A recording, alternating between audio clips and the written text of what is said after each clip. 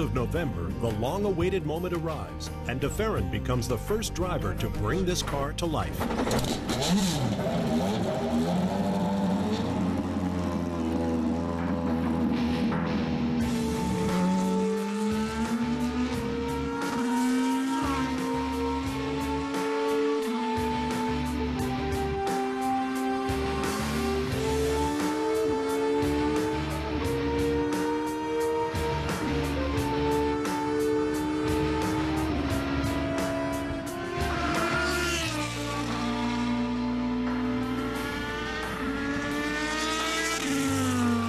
Stop here in the pit box, please. Stop here in the pit box. You have to change tires, put some fuel in.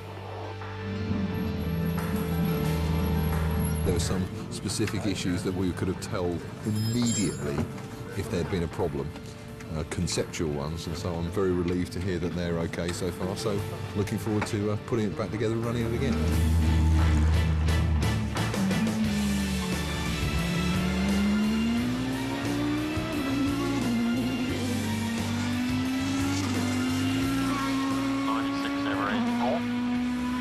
Temperatures holding oil at 80, almost 70.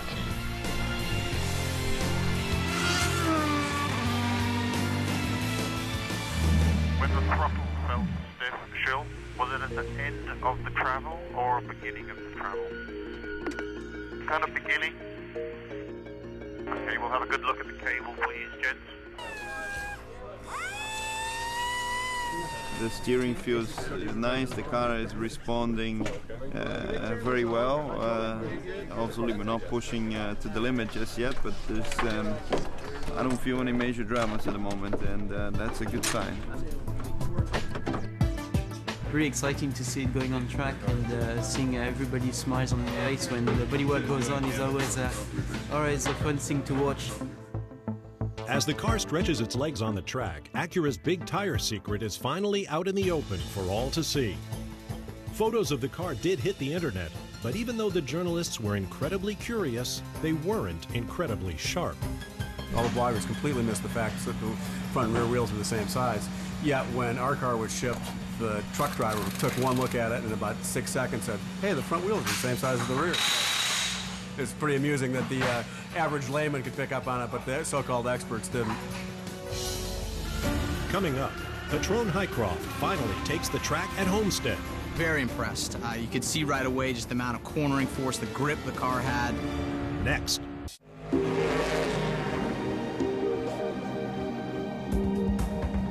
While much of Acura's testing takes place in America, during the off-season, Patron Highcroft driver David Brabham spends his days in England. Where we are right now is near a town called Henley-on-Thames. The countryside around here is spectacular. I grew up in Australia and I grew up on a farm, and I loved the countryside, so it's just somewhere quiet because, you know, when you get to the racetrack, it's full on, it's really busy, so, you know, I like to have a balance. You know, as I get older, it's getting harder, so I need to make sure I've got that balance. Brabham may have grown up in the country, but he has racing in his DNA. My dad started the Brabham race team back in 1961, where he won 3 World Formula 1 championships. You know, he's probably the most famous for winning, and still the only driver to have won a Formula 1 World Championship with the car of his own design and name, and that will never happen again. So, you know, it's an amazing story when you look at it. And Brabham is writing a new chapter with his own son. My son Sam is doing a little bit of karting as well. It's not too sure whether or not he'll go into the racing world, but he enjoys it. He has fun. It's very low-key, but, you know, you never know. I mean, it was in my blood, so I'm sure it's in his. You left a little bit of space there, so when he tried to go on the inside, you never had a run on him. For Brabham, England holds another strategic advantage. I'm based in England. The simulator's only half an hour away from my house, which is perfect. I'm up and down there all the time. It's been very, very useful and good training.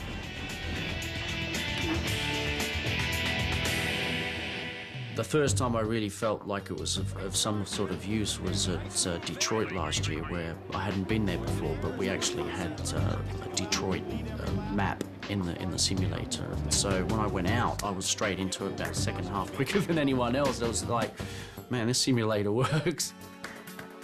December 15th, 2008, Homestead, Florida.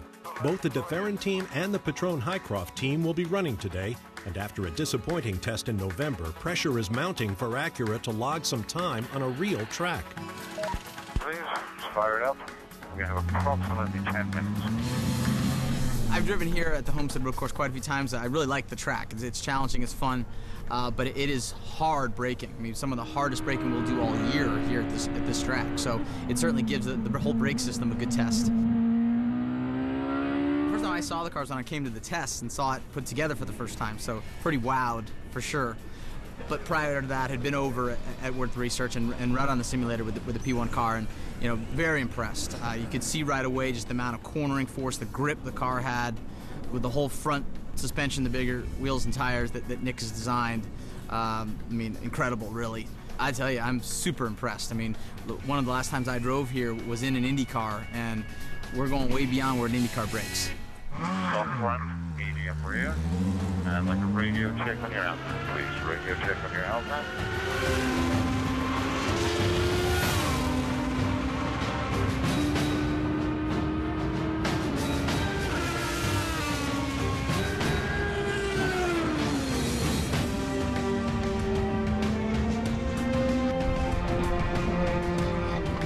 Understeer, but once you get the thing rotated on the throttle, and you could do it with more confidence. Before I probably was chasing it off the corner, but now you did pick up a little forward bite with that softer spring.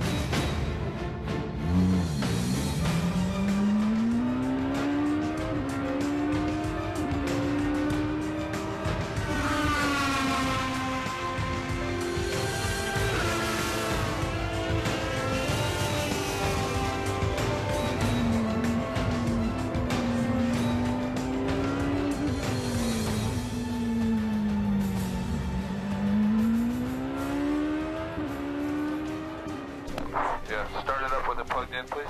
Fire away, Joe.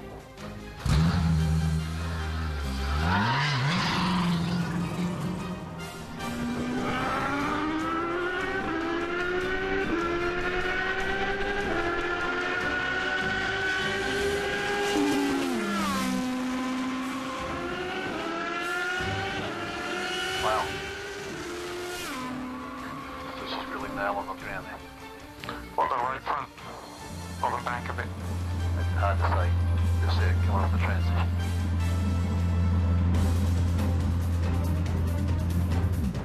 So when you first get on throttle, it's okay? I want a little bit less. You want less there? Yeah. But we were almost there. That was quite a good change. Bias looks in the ballpark. Maybe not perfect, but it's in the ballpark, so we'll see what it gets like to get up to some speed.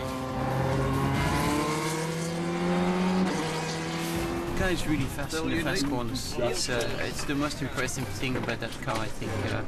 It's the fastest car ever in the fast corner. Believe me, it's just unbelievable. We're working on the setup of the car. The handling is not quite there yet, but already got a feeling about a couple of things that we might want to investigate tomorrow. Despite persistent issues with the hydraulic steering, the testing is progressing for Acura. Unfortunately, day 2 is unexpectedly called on account of rain.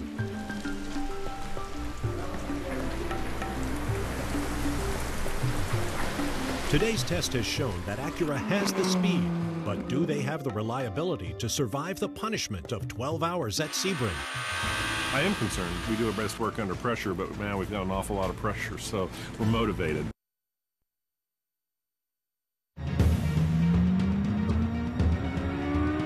Acura's decision to proceed with larger front tires has increased their speed through the corners, and while that's good for winning races, it's more challenging for the drivers. From a physical standpoint, they're very, very hard to drive, very fast cars. We corner most of the time above 3Gs with slight peaks over 4Gs. It's a major challenge. Putting it in context, that's a greater G-force than an astronaut experiences leaving the Earth's atmosphere.